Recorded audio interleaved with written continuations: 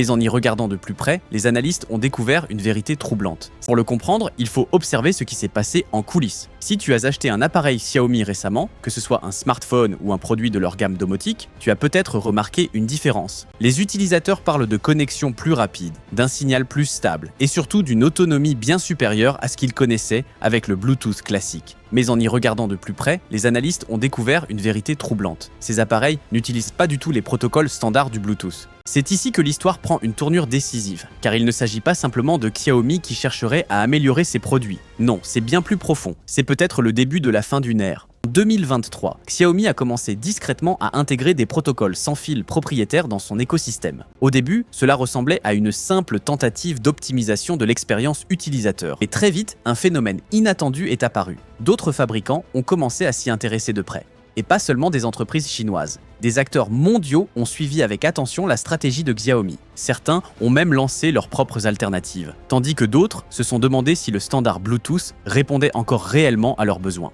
L'histoire de la technologie est jalonnée de ces guerres de standards. On se souvient du combat entre VHS et Betamax, ou encore de la victoire du Blu-ray sur le HD-DVD. Ces batailles ont façonné des industries entières et déterminé quel géant allait prospérer ou disparaître. Ce que nous voyons aujourd'hui pourrait bien être le début d'un nouveau chapitre de cette même histoire. Ce dont il est question, c'est du langage fondamental qui permet à nos appareils de se parler.